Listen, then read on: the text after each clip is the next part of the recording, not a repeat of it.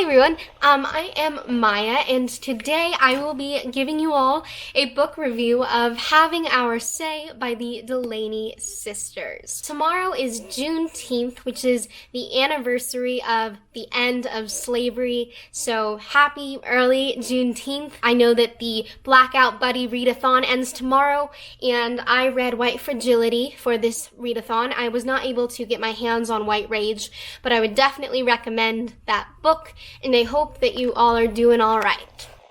I was known because I never refused to help anybody.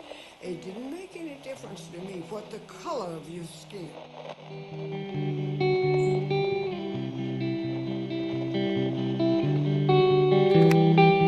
I gave this book 5 stars, and please allow me to elaborate. No, the writing was not completely eloquent and gorgeous and heart-stopping, but it was one of the most incredible stories I've read, and it's a true story. It's the story of Sadie and Bessie Delany. Their real names were Sarah Louise Delany and Annie Elizabeth Delany, but they went by Sadie and Bessie, and they grew up in the South during the era of Jim Crow. I believe that Sadie was born in 1889 and Bessie was born in 1891. Before we get into my thoughts on it, I really want to read you all just what the back says, because it's interesting. Warm, feisty, and intelligent, the Delany sisters speak their minds in a book that is at once a vital historical record and a moving portrait of two sisters who love, laugh, and embrace life after 100 years of living side by side. Their sharp memories show us the post-Reconstruction South and Booker T. Washington, Harlem's Golden Age and Langston Hughes, W.E.B. Du Bois, and Paul Robeson. Bessie breaks barriers to become a dentist. Sadie quietly integrates the New York City school system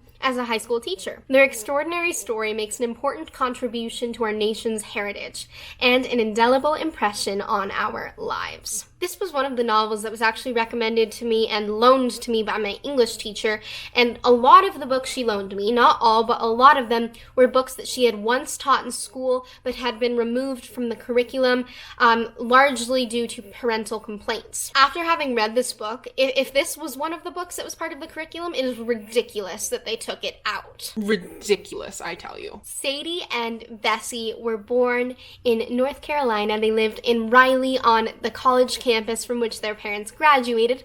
Their father was a bishop there, and their mother was a matron. They had 8 other siblings, so they pretty much helped to raise them, as they were the second and third eldest children in the family. Bessie and Sadie were faced with challenges such as racism, systemic and individual, as well as sexism throughout the entirety of their lives. But something interesting that was discussed in this novel was colorism. Sadie was much lighter skinned than Bessie because their mother was half white and half African American, so they had a whole range of skin tones and colors within their family. Something that these sisters do not shy away from in this memoir is how much more privilege Sadie received and how she could pass as white, whereas Bessie was often shunned from white spaces because of segregation, Jim Crow policies, and systematic racism. I thought it was really interesting to explore the topic of colorism within a family, because colorism is something that I've been exposed to, but not from the perspective of sisters, and I thought that that was a really important thing to read and fascinating as well. I love these two people, okay? Bessie was a dentist. She was the second African-American woman in New York to be a practicing dentist, which is pretty incredible. She owned her own practice, and to save money, she would walk there from home every day. I believe it was 10 blocks. She walked 10 blocks. She would clean because she couldn't pay for a cleaner, so she cleaned her office herself. Then she would walk back home, take a shower, get ready for the day, walk back to work, and be in time to open the practice, which I think is pretty incredible. Her career was not only boundary and barrier breaking, but it was also really important to the community of color. A lot of the time, white dentists would refuse to see patients who were African American or POCs, and Miss Delany made sure to always be able to accommodate them. She would also allow children who needed dental exams to be able to go to public schools to have free dental consultations because she realized that their families could not pay. Sadie, on the other hand, was a public school teacher in New York. These ladies have seen it all. They were there for World War I, World War II, the Great Depression, the Civil Rights Movement, all of it. In fact, Sadie lived to be 109 years old. She passed away in 1999, and Bessie lived to be 95 years old, and she passed in 1995, I believe? Yes. Today, they cook, manage their own finances, and keep fit by eating wisely, taking vitamins along with a clove of garlic, drinking only boiled water, and doing an hour of yoga a day. Having Our Say follows the Delany sisters from their childhood with their large family growing up in the South into their careers and their maturation in their coming of age. Something I thought was so funny and I loved in this book was they emphasized that yes, they did have beaux, they did go on dates, they did have picnics in the park, but they were worried that having husbands would worry them to death, so they decided that they weren't going to get married. And she came in and she said, "What do you attribute your longevity to?" I said, "I don't know." I said, "We have just lived a good Christian life as far as we know." And I said, she said, "I know what it is." I said, "Have you ever been married?" I said, No, heavens forbid." She said, "That's what it is." I said, "It possibly is." I said, "We never had to go through that." And she discovered that was one of the things that kept us from being worried to death. And I thought that was fantastic. Another part of the book I really loved in particular was at one point the two sisters were living in a cottage in the Bronx, and the people who owned that land wanted to get rid of their cottage and start building housing units. But the Delany sisters couldn't have that, so they took it to court.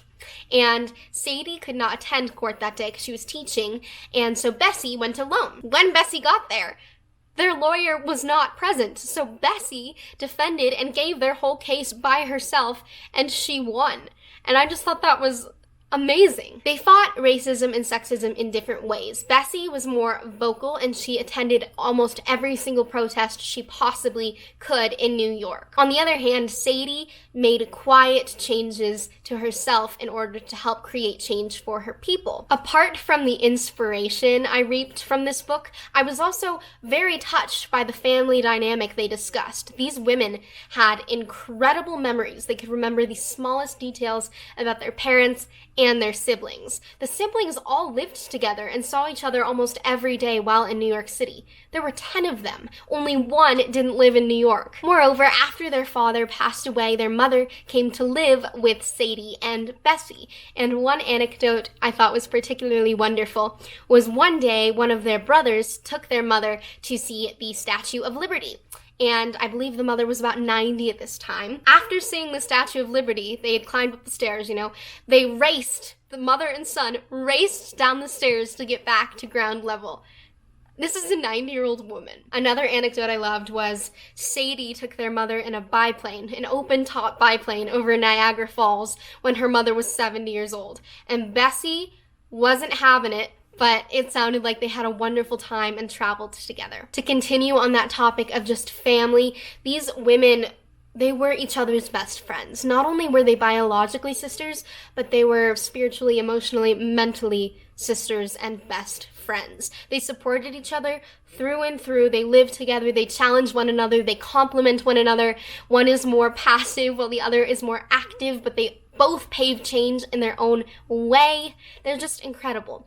Also, both of their careers gave back to their community. Their family motto was essentially, it's your duty to help people. So even if people were not their biological family, they treated them as though they were. During the Great Depression, for example, Bessie tells us that when she is at her practice, a person came in and told her that they were starving, and so she gave them her lunch for that day, which I was so touched by because she didn't seek any any reward from it. She didn't seek praise. It's just what she'd been taught to do her whole life because it was the right thing to do. This book is equal parts hilarious, touching, heartwarming, and heartbreaking. What these women went through is incredible, but the way they emerged is the best part of all. They are hilarious. They crack me up. I was just giggling through this whole book. At one point, Bessie talks about how she would have been the best president of the United States, and I have no doubt that she would have been.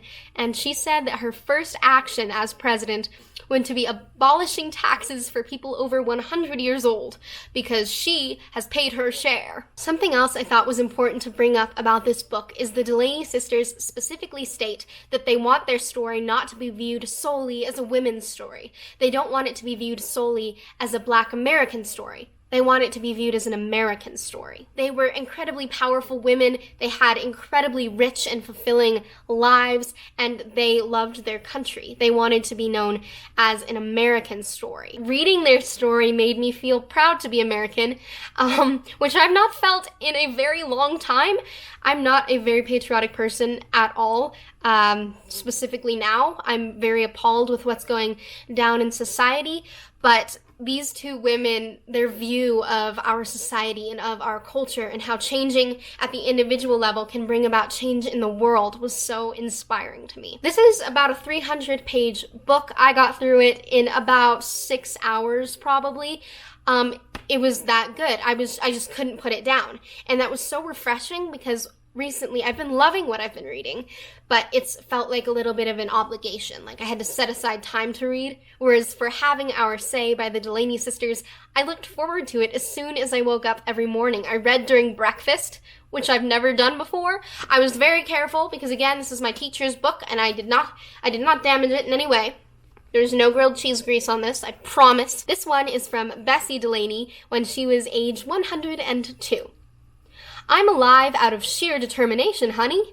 Sometimes I think it's my meanness that keeps me going. Bessie is so outspoken and funny. She's just so vocal about her opinions and her beliefs, and I loved that about her. Sadie Delany's quote was given when she was 104, and this is the following quote. This Jim Crow mess was pure foolishness. It's not law anymore, but it's still in some people's hearts. I just laugh it off, child. I never let prejudice stop me from what I wanted to do in this life. And this quote rang particularly true for me today. This novel, I believe, was published in 1993, which was about, 27 years ago. With the Black Lives Matter movement and the mass incarceration in the United States, I felt this quote was very prominent. Jim Crow laws might have been outlawed, but they still exist within us. We still have internalized and culturally constructed racism in our society. And we need to work together to dismantle that. I loved this book dearly, and I would absolutely recommend that you check it out ASAP. As for an update on other books I'm currently reading, I am reading The New Jim Crow by, Michelle Alexander, I believe? Michelle Alexander. I just started the audiobook, and I can already tell that I'm going to learn so much, and that's the best kind of book. Books that make you feel and books that challenge your mindset are my very favorite kind. I've also been watching several documentaries on the Black experience lately, which I thought I would recommend here. I have two favorites so far. The first is called 13th, and it's by Ava DuVernay. It was directed by Ava DuVernay and written by Ava DuVernay. She is famous and most well known for the newer edition of A Wrinkle in Time. This is about the mass incarceration system and the war on drugs, as well as Jim Crow, and how racism persists in our culture. That's actually how I started The New Jim Crow, because Michelle Alexander is an interviewee in that documentary. It was fantastic, and I learned a lot. Another documentary I would recommend is The Death and Life of Marsha P. Johnson. Marsha P. Johnson was a transgender woman who was actually at Stonewall, and she was a big leader in the LGBTQ plus rights movement. I have not finished this documentary yet. I have about 15 minutes left, and I still have yet to discover how Marsha died. I'm not even sure if there will be a conclusion, but her story is one of beauty and hope in life, and she was so kind to everyone. She was such a good person, and I'm I'm so inspired by this documentary. She's also a fundamental part of why the LGBTQ plus movement was made possible. She was at the forefront. She was a massive leader in this community. And especially considering not only the Black Lives Matter movement, but also everything going down with J.K. Rowling and transphobia, I thought it was really important to watch at this time and any time, because that story is one I will remember and treasure forever. Thank you so much for watching this video, everyone. Don't forget to check out Having Our Say by Sarah L. Delany and A. Elizabeth Delany. Fantastic book. You'll fly through it and you'll want more, because their story is just beautiful. There's no other word for it. It's beautiful. I hope you all are doing well. And yeah, happy almost Juneteenth. Bye-bye. Life wouldn't be worth living without each other. We would be lonesome. We have a good time. We have a good time.